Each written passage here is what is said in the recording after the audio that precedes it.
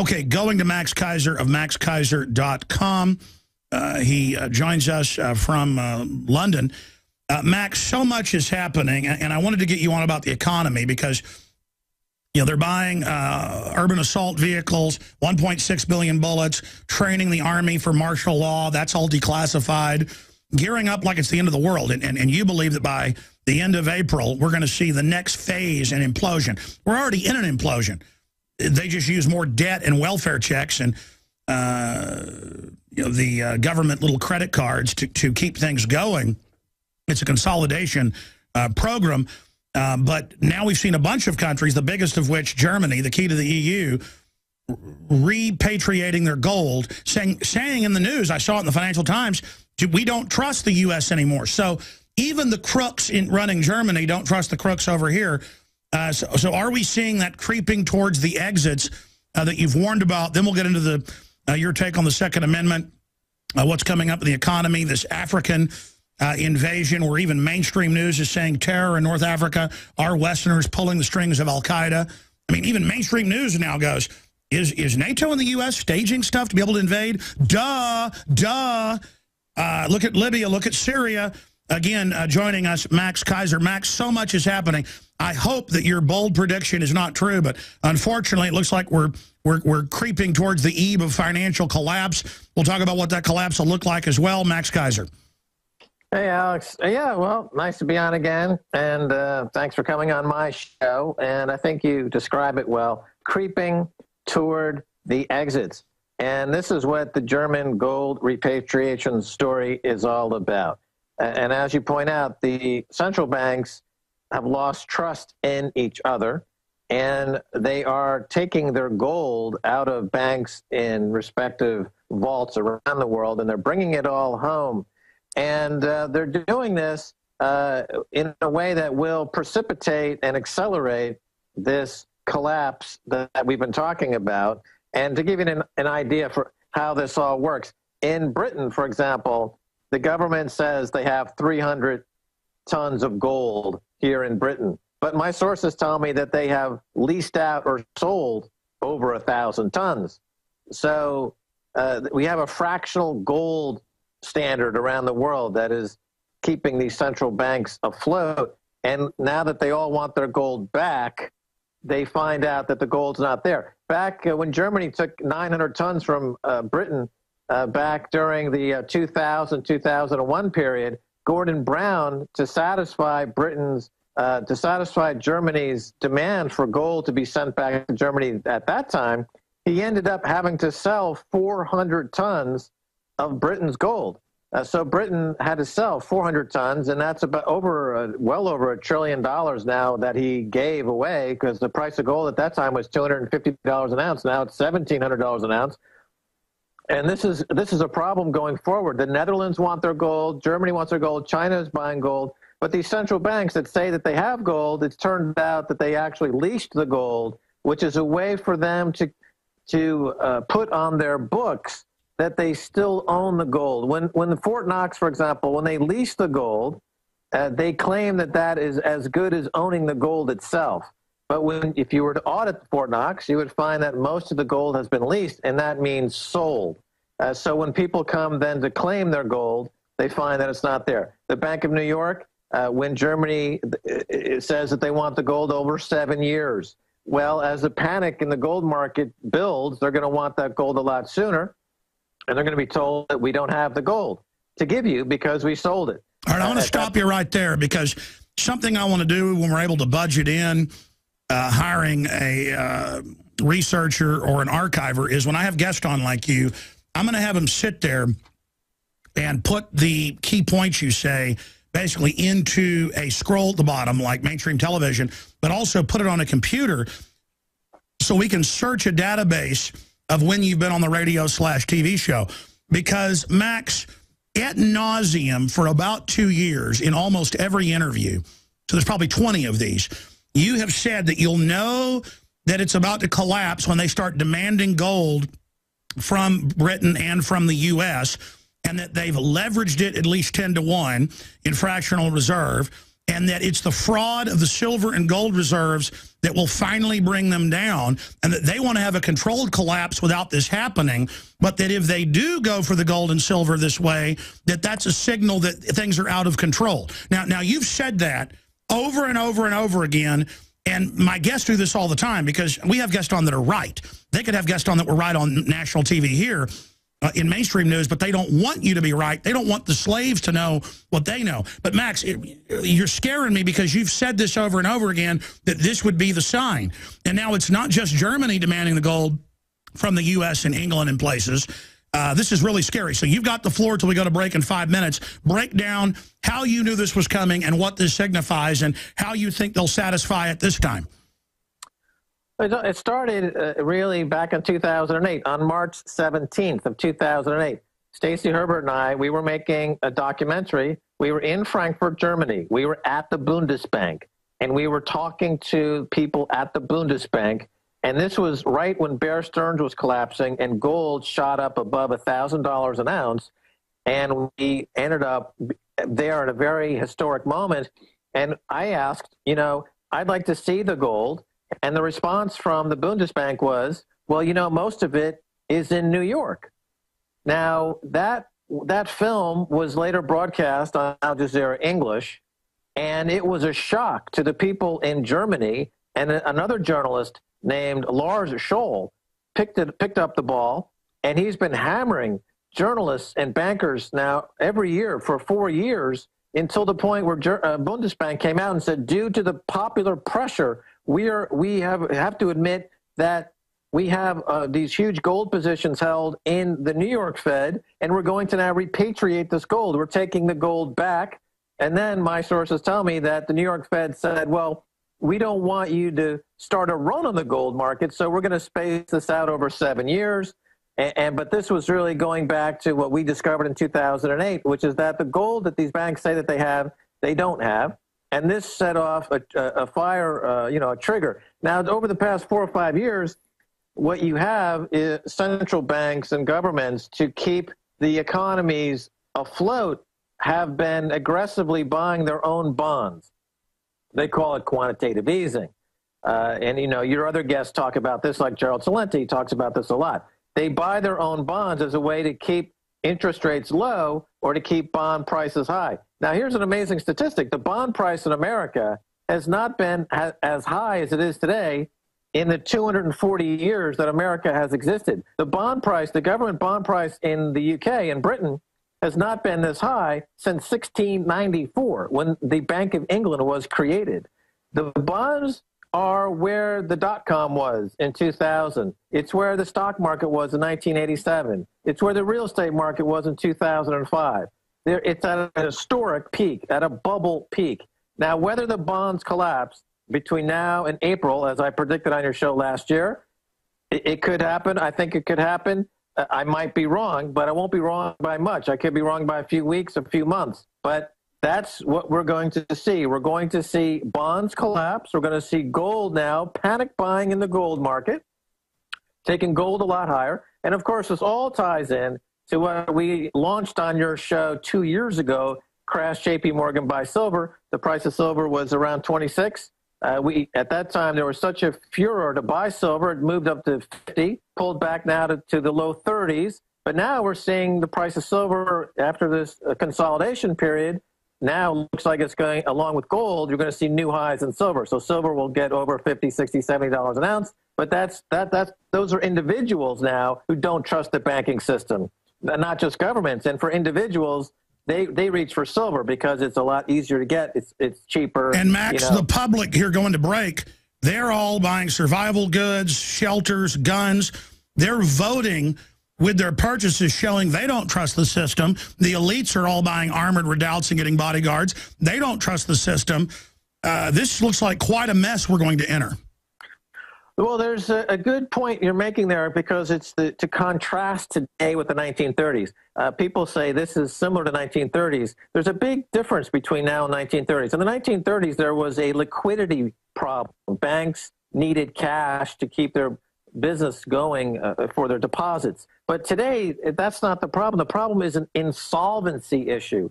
These big too too big to fail banks, they are technically insolvent. They're zombie banks. They're being kept alive with this money printing that the politicians tell us, well, we need to print the money. We don't want to repeat the mistakes of the 1930s. That's false. It's not like the 1930s. It's not a liquidity issue. It's an insolvency issue. And they're keeping the banks alive with this cheap money and 0% interest rates to keep their buddies afloat. All right, stay there. Stay there. By the way, KVUE is reporting CNN refuses to show live coverage. Very suspicious. Mass shooting at Lone Star College in Houston. We'll be back. Obviously, we have it recorded, and we'll have it on the nightly news tonight. I'll file a special report for Infowars.com for all the radio listeners. As this develops, at least 3 people shot at Lone Star College in Houston, and I walked out there during the break, and CNN's going, we're not going to show live feeds. We'll show selective clips. So now, we're not going to show live feeds. But who is KHOU. So we need to go to their website, KHOU, and KVUE has it. So we've now reached a point where CNN will not show you what's happening. Oh, because we might see other shooters in camo getting arrested, and then we're told, oh, no, the 5-year-old saw that. We never put that on the news. Oh, go back to sleep. This isn't Operation Gladio. We're not staging something. I tell you, Max Keiser, people can debate, whether a gun culture is a good thing or a bad thing when the anti-state folks don't like guns. We know they're here to protect us from tyranny. But why is the government arming to the teeth while rushing to disarm us? Is it because they don't want us to be armed during the collapse? I think that's a pretty fair statement. The when the bond market collapses, as we've talked about, because it's a bubble, it's in a 300-year high bubble. And I look at what's happening in the markets to give me a clue what the big money is doing. And I know that JP Morgan over the past couple of years has been developing huge positions, monopoly-like positions in food, copper, industrial metals, and in precious metals. And they're doing so because they know what's coming, that hyperinflation is coming, and they want to be able to totally control that market. For example, JP Morgan just got involved in launching an exchange-traded fund for copper. So that means, and before they did so, they bought something like 20% of the world's copper supply. So now the price of copper is going to start going up aggressively higher because it's being manipulated higher, because JP Morgan and the bankers on Wall Street want to have a new way to make money. It's going to be on commodities. They've made all the money they possibly can over 30 years in the bond market, because the bond market, the interest rate under Paul Volcker got 15 to 16% on the 10-year bond. It hit this huge high on the interest rate. And during the past 30 years, it's now gone down to zero. During that 30-year period, it was the biggest bull market on Wall Street in history, selling bonds and bond-related equities and stocks and options, et cetera. Now that 30-year period is over, and we're going to enter into a period of commodity price appreciation. JP Morgan already knows it. Goldman Sachs already knows it. And they're buying huge positions into these markets. And as far as what's in the U.S., if the price of food gets to a certain level, it causes riots. We know historically that when the price of food gets to around 40% of an individual's income, you look for a riot. That's the point that got to in Egypt before the Egyptians staged a riot, a revolution in their country. And they don't want us armed so that we can't protect ourselves, but that might actually cause total rioting where even the government gets taken down. But the tyrant's instinct is to disarm us so much they still don't care. But historically, if they take the general public's guns, that will make the government even more unstable. Right. So in the U.S., the average American spends something in the order of 12 to 15% of their income on food. And it's still, it's not at 40%. But as prices now begin to go up because of the manipulation coming and the collapse of the bond market and the loss of purchasing power from the dollar, you're going to get to the point where the food costs are going to be out of reach for a very, very large percentage of the population. And so suddenly stay there. We got to go to break. I got to say this, Max, as bad as things are right now, the good news is I see panic and fear in the establishment's eyes. They're power grabbing right now and they're so insulated. I don't think this is going to go well for them. Let me tell you, I'm not bragging about this. I don't tell this story like I'm a big shot. It's actually pretty creepy and freaks me out and gives me anxiety. I went to Big Bend National Park on the Texas-Mexico border this weekend, and there were people from France there. There were people from New York there, California. In some cases, 80% of people, if I stopped or something, just to sit there and take photos, if I was in a congregated area, would say, Alex Jones. And it wasn't from really Piers Morgan. I'd say, how do you know about me? Oh, I've been listening for years. Listen, when upwards of half or more of people know who I am and say they agree, no matter where I go now, Max, I can go to the hike and bike trail, and in some cases, everyone that comes by as a listener. I'm not bragging and saying I'm a big shot. It's scary, Max, because I don't want to die. They might come after me. I don't know how. Our numbers don't show we're this big. Yeah, 15 million a week. The 15 million a week is not enough to have people from France knowing who you are. And then the next table knows who you are. And then the waitress knows who you are. And then somebody else comes over. I mean, what's going on with that, Max? Well, I've told you, when I've traveled in the Mideast and around Europe and Asia, and people know me from the TV show, and almost invariably that people say, and I watch Alex Jones, and it's just the power of the internet. People watch your videos, and the message resonates all over the world. And you're getting recognized all over now. I mean, the establishment better be concerned. Well, I think your message resonates outside of America more than it does inside of America, because people outside of America have already been dealing with outright tyranny for decades, for generations, and they know exactly what you're talking about. It's only inside America that your message falls on deaf ears in some cases, because America has been very quiet for decades now. Post-World War II, it's been a Shangri-La. It's been a happy town because we've benefited from winning that war, and we've had a 60-year run. But that's coming to an end because a lot of the trends that shaped the good times are finishing, and we're entering a new period. So it's funny that in your own country, you're not as well appreciated, I think, as you are outside of your own country. I can anecdotally tell you that from traveling to these countries and hearing people talk about you extremely with great fondness, more so than I hear people from the U.S. Well, just to be clear, I didn't even bring this up to say, hey, I'm really big, folks. It's actually creepy. Because what I'm saying is that the word is getting out. Let me show people some of these headlines. Wrangle. Some of the southern areas have cultures we have to overcome. And CNS News even has video of him saying this on the news. Like if you live in the South, you're just bad. If you're a gun over, you're a Nazi, period. Lawmakers introduce bills to ban high-capacity gun clips. Texas sheriffs, I will not enforce law I consider unconstitutional. Same thing with Missouri sheriffs. My point is look at this. Sarkozy to move to London to avoid France's high taxes. I mean, how far can these bureaucrats go till everything collapses? This week in Switzerland, of course, it's Davos. And Davos is really the primo of all the New World Order get-togethers. I think it might even be more influential than the Bilderberg meetings, because here you have in the highest mountain in Switzerland, really the cream of the cream coming together and cutting deals and doing deals. And so it's happening this week. And this is where now we'll find out in a couple of weeks what they decided to do in Davos. And we'll find out what companies got bought and who's going to go after whom, and a lot of news will come out of it. But I think Davos really in Europe is the #1 event of the year for these guys, these tyrants like Tim Geithner, who just came out the news that in 2008, 2007, he was selling information to Wall Street about which way the Fed and the Treasury were going to move interest rates.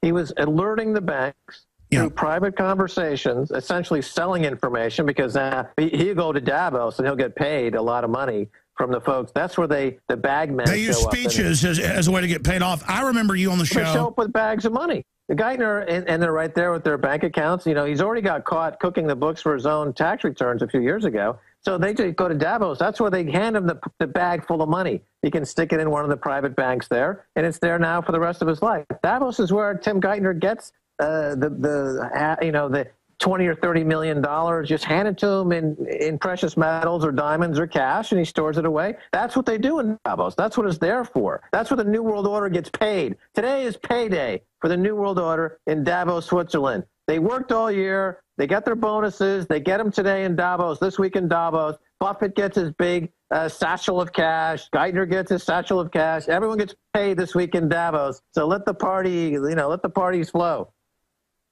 I want to shift gears. Again, ladies and gentlemen, we're obviously going to go into overdrive. We're showing pictures here, a live feed from a helicopter that CNN says you're not allowed to see. So we've entered a new Orwellian level here where CNN and other cable news channels are saying they're not going to show live feeds. We have the KHOU feed, so you can see it. They must have huge servers, as this is being watched all over the country. We have the KHOU feed posted at Infowars.com and PrisonPlanet.com right now. But CIA operative takes responsibility for Algerian gas plant attack. In the video, Mokhtar Belmokhtar, said to be the mastermind behind the terrorist attack by the Islamist Al-Mujahideen Brigade in the gas complex in Algeria, takes credit for the operation. Now, let me show on the document cam viewers this. Radio listeners can go to Infowars.com. This is confirming what the London Independent was saying.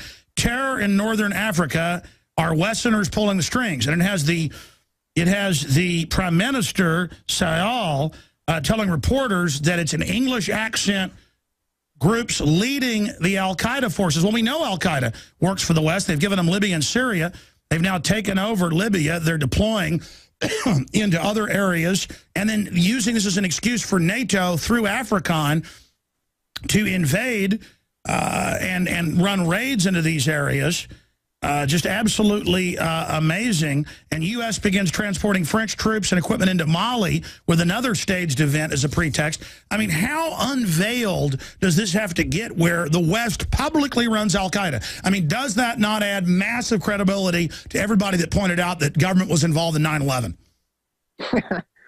Well, Tony Blair, I give him credit for setting up the collapse of Libya, his relationship with Gaddafi. He profited handsomely from that. He's a Davos guy, Davos man, Tony Blair. He's cutting deals all over the world. And, of course, Mali is the collateral damage of Libya because all those weapons suddenly found their way onto the street and into Algeria and into Mali. And so there's the whole, what they call the Maghreb, the North African region, is now become, controlled by those folks that are at war with the banksters, the Western interests that have been, screwing with them for a number of decades. And the response from the U.S. and Britain seems to be completely wrong-headed. They don't understand why the problem started. They don't understand why the problem continues, and they have no idea how to end the problem. So they're just going to continue to foster continuation and spread of enemies. When they send drones into Pakistan or these places and just murder people indiscriminately, they're breeding problems. And of course, they don't have the money to pay for all this, so they have to borrow more money. Who are they borrowing it from? China. China's now at war with Japan, who's allied with the U.S. So we're in World War III right now. It's being fought in the currency pits. It's a currency war, and it brings us back to the fundamental reality that countries like Germany are repatriating their gold. The Netherlands is repatriating their gold because they don't trust it anymore. They want out of Dodge. They want their gold, and they don't want to play this game anymore. And that's why gold is going to go to $10,000 an ounce, because the gold is not in these vaults. It's been sold already to pay for these stupid, ridiculous wars. How are they going to cover it now that these countries are all demanding their gold out of the private Federal Reserve? Geithner's over there, hanging out at Davos, the public Bilderberg meeting. I mean, it's just their craziness. They're going to cut them a check. They're going to cut them a check and say, okay, we owe you $30 billion in gold. Here's a check for $30 billion. And these countries will say, wait a minute, we want the gold. And they'll say, sorry, we don't have it. Here's the check. Sorry, it's tough luck. And that's when that's when all hell's going to break loose, because then you're going to realize that the gold has been sold. It's not there. What will it look like as the countries say, give us our money? They say, no, that's already happening. What will that do? Will that create even more uncertainty with the IOUs, and how long can the globalists pay off the Chinese, the Germans, and others with bags of cash that is being devalued? And what happens once the dollar does lose its status? I mean, what type of bonker insanity? These dollars have been buying everybody off so far by the globalists. I guess the globalists will just move to another country and we'll get the blame for it. I think that's the answer. But we're going to find out, is Max Keiser going to be right in April or within a few months of that? Is it going to be the next level of collapse? And what will that signify? I'm Alex Jones, and this is the Infowar. Probably made in China and probably has like fetid urine in it or something. I don't know. But there you go. Going back to Max Keiser of MaxKeiser.com. You can follow us on Twitter at RealAlexJones. And where is the best Twitter for you, Max? There's several big ones out there. Well, just Max Keiser. So it's Twitter/Max Keiser. Okay, you heard my long-winded question before the break. What does the next stage of collapse look like, and what will happen? Well, I'm just reading Zero Hedge. They got a story up right now. Mervyn King, Bank of England, is talking about rebalancing to avoid a currency war, and that's a big moment because he acknowledges that we're in a currency war. The UK pound is going to have to be revalued down sharply. That means purchasing power in the UK is going to collapse. As you know, I moved to London from Paris to observe and to report on the collapse of the UK pound and the UK economy because it's one of the most vulnerable economies in the world because they have so little gold after Gordon Brown sold most of it back in 2001. So this is another shoe to drop. This is another chapter in the collapse of these paper money empires, and of course gold and silver are acting fantastically well so far this year, and it's just playing out exactly as we said it would over the past couple of years, and 2013 looks to be a continuation. So looking into your crystal ball, things are right on schedule. Pretty much. I see that the economy, that growth needed to pay the debt is a quantity that will never come to pass. And I'll give you a good example of how to determine that. The amount of debt in the world, or even in the U.S. with its many, many trillions of dollars of debt, to pay that debt off, it would, of course, be a subset of the tax being collected on growth. Okay, so how much tax and how much growth would be required to pay the debt? Well, all growth in the modern economy is tied to oil.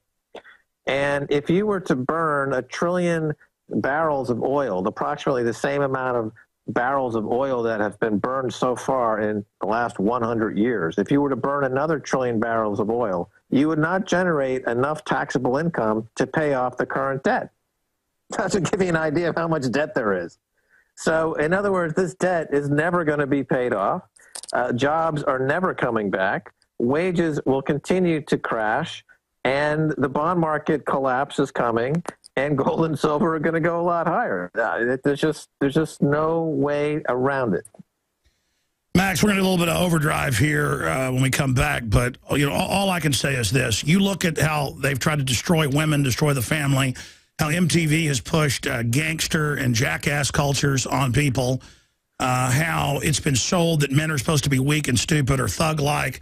I mean, why would the system try to degenerate society? I guess for the casino gulag model that you talked about, and it's all happening. Well, you said a moment ago, you talked about what's the end game for the elites. I mean, look what Glenn Beck is doing. He's trying to create he's got $2 billion. He wants to create his own village, his own society down there in Texas. The Koch brothers want to buy an island in Detroit and create their own, their own society. You've got 2 or 3 examples now of these elites wanting to build their own castles, their own neo-feudal, basically. No, they've said that's the model, and then they're going to call it libertarian. You see, the globalists have exempted themselves from all the laws, regulations, and rules that they've created and pushed so that only they can operate. And so they're going to have city-states that are outside of the law and given special licensure by the power structure so the elites can live in those. They're then going to get the scared middle class to pay exorbitant prices to live within the castle walls. And we actually covered that in a bunch of recent reports we did last year, breaking that down. And again, after they collapse and suck everything together, then, like this big Bilderberg group member has talked about the floating cities and all the rest of it, I'm going to do a special report on this. Then they exempt themselves, and you've got to go live in their system if you have any money. I mean, they figured it all out. That's why they're getting rid of nation states with a global crime syndicate above it, who then will get their own private zones where they can operate however they want. And yeah, can you imagine? It's like Zeitgeist, living in Glenn Beck's $2 billion libertarian heaven in Texas. And I knew they were looking at stuff outside Austin. I think that's how I knew Glenn Beck was moving to Texas before he did. I said it could be Austin because they were looking at properties here. And I just hope he doesn't move and set up a bit. I mean, whatever. It's a free country, I guess. He can come set up his utopia here. I know I'm not going to be living in it. But see, if you're an insider, you're going to be able to get deals as a stakeholder under Agenda 21 to have lesser taxes. It's going to generate its own power, its own food. So you live in kind of like the Glenn Beck gulag. Man, I tell you, they've really thought all this out, Max Keiser. I think you're going to see one of these, whether it's the Koch brothers or Glenn Beck. I think it's going to be another situation like the Hale Bopp Comet cult or the Jim Jones Guyana cult. They become very insular. After 10 years, people start going mad, and then there's mass suicide. I mean, that's where Glenn Beck is going. We're going to read about him in 10 years as the guy who convinced 2,000 people to drink the Kool-Aid and commit suicide chasing his idea of whatever he's mumbling on about.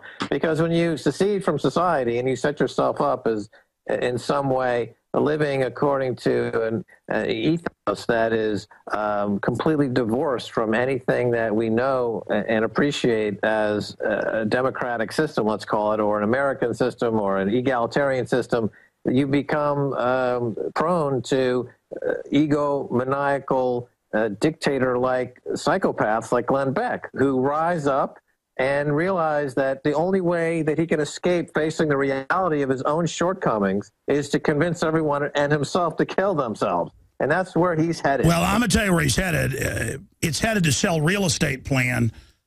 You know what's incredible? I was actually approached, and I think, oh my gosh, I just remembered. I was approached by a successful businessman in Dallas about a month ago, actually, for this plan. I think Beck must have, I know he was talking to Beck, and Beck, I even know where it is. Oh my gosh. See, I didn't even know about this. You started talking about it. I've been out of town for 3 days, 4 days. And I went and looked it up, and sure enough, he's announcing it. He's not saying where. I know where the idea came from. Oh my gosh, I can't believe it. It's a shopping mall that's gone bankrupt outside Dallas. That's breaking news right there. At least I know Beck is looking at it. Oh my gosh, can you imagine going and living in a shut down shopping mall that has shops? That then they're going to have stuff built around it where everybody moves, which wouldn't be a bad idea if it was his own incorporated city. And I guess that's the plan. Wow, I know Glenn Beck's plan, unless I'm wrong, because I was called by another businessman who I know in the DFW area, and he was telling me he was getting together with other talk show hosts, and that he'd recently met with Glenn Beck. Well, I understand that he's raised $2 billion for this project. So, it's a very well-funded real estate project. They're going to live a libertarian dream. And as we were saying, there's libertarianism and then there's fake libertarianism. Hold on, we got to do one more segment. Can you do it? Yeah, whatever, man. Yeah, because I want to talk about this. Peter Thiel, the Bilderberg guy. Glenn Beck now says he is the leader of the libertarians, while Ron Paul supporters, he said, need to have the army used on them. So that doesn't sound too libertarian to me. Max, for those just joining us, I don't want to sit here just for the sake of it and bash Glenn Beck. And you mentioned Glenn Beck says he has $2 billion and is going to build a libertarian utopia. I know he's been looking at land outside Austin because I talked to one of the people involved. Let's leave it at that. And I was horrified by it. Then it was actually Dallas that he moved to. And then I got a call by a nice businessman I know who's a patriot. And he said that, hey, there's this shopping mall that's bankrupted. We can make it all guns, patriot stuff, survival stuff, and then maybe have a community around that, because the worst real estate is North Dallas, in Texas. It's just plunging. That's the worst area in Texas, overall good state. And it may not be the same deal, but I know this guy's met with Glenn Beck because he told me about that, too. And I've got a sneaking suspicion that's where he got the idea, because Beck doesn't ever have his own ideas. It's always somebody else's. I'm going to make a phone call after the show today. But it's the idea of Peter Thiel, the big Bilderberg guy, Thiel, Thiel or Teal? I always get it wrong. Yep. Say it again. Teal. Yeah, that mic's so bad, I can't understand a word coming out of it. Hold on. Thiel, yeah. TH, yeah. That Bilderberg guy is the one, pushing this. But again, they bankrupt things, then make themselves exempt from the very taxes, and then go live in these command bases. That's what the globalists have said is their model. So I guess Glenn Beck's just trying to copy that. Now, I've been ranting. Go ahead, Max Keiser. Well, first of all, he's a carpetbagger. Who wants this Yankee down in Austin, Texas? I mean, don't you Texans have more self-respect than this? I mean, you got to run this guy out of town. Shouldn't there be, y'all got the guns, y'all got the manpower. Why are you letting this carpetbagger come down to Austin, Texas and set up his libertarian utopian paradise, which is nothing but a scam, media scam, in your backyard? That's an insult. Alex? I'm just speechless here. It's just things are getting so dystopic. It's an insult. How dare he go move into the Holy Land of Austin, Texas? It's not going to be weird anymore. Instead of saying, keep it weird, Austin, Texas, it's going to be like, welcome to Glenn Beckville, where everybody is boring media jack idiot. He's really lowered the value of that town tremendously if you let this carpetbagger into town.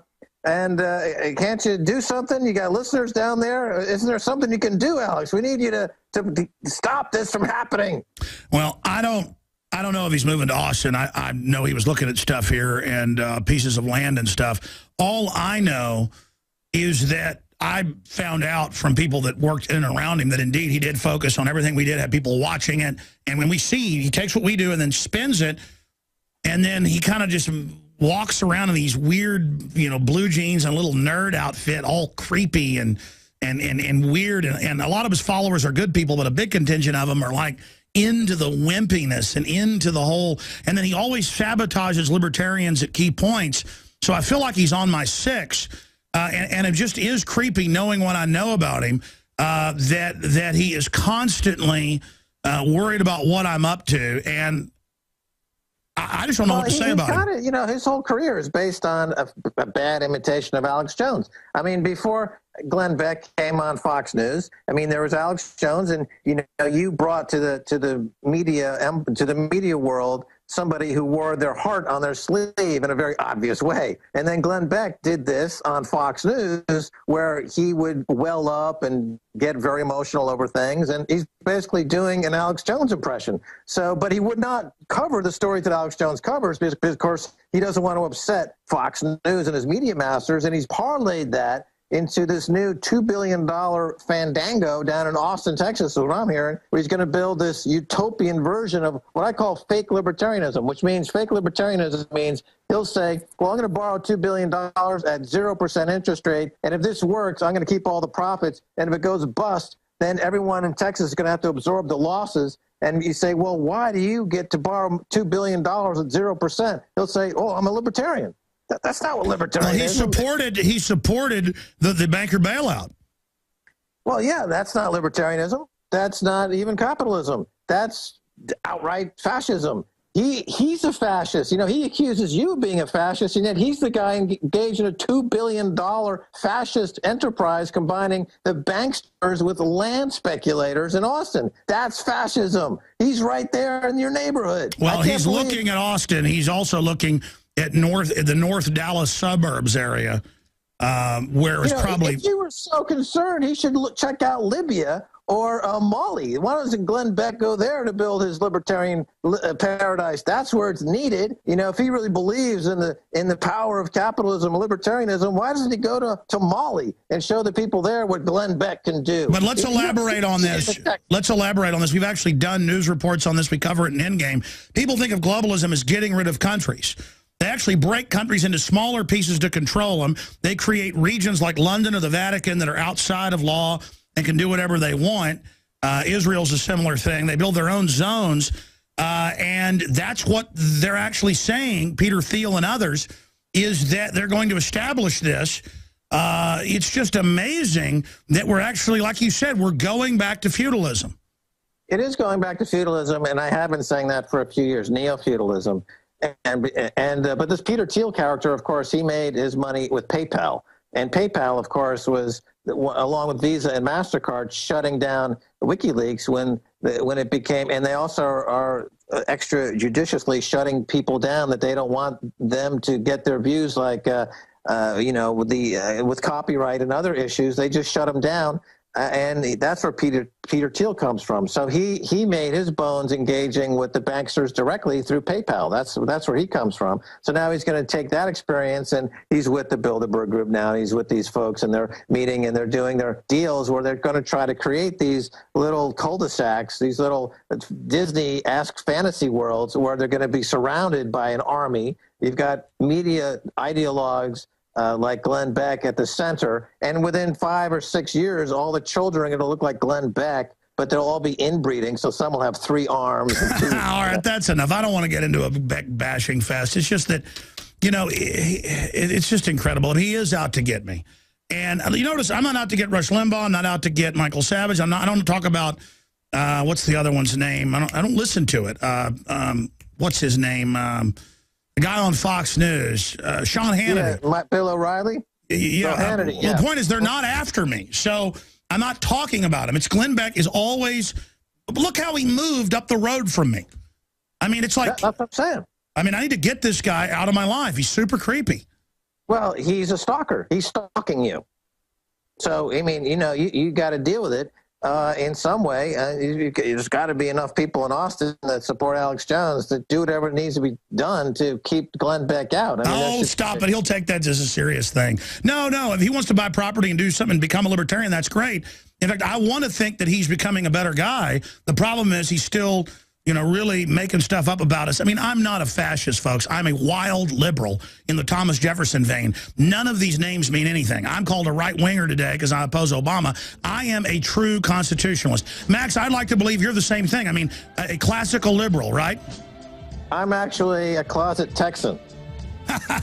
Well, you lived in France, you lived in New York, you lived everywhere, and now you've moved to London to cover that. Maybe when it all collapses, you and I will both move into Glenn Beck's neighborhood. He won't be able to stop us. We'll buy a cult compound right next door to him. He can't say no, he's a libertarian. Maybe we start. Alamo. Remember the Alamo. Visit Infowars.com and PrisonPlanet.com. When you're on the site, you can also tune in 24 hours a day to my daily radio broadcast. There's also a free iPhone app to listen to the syndicated radio show when and where you want.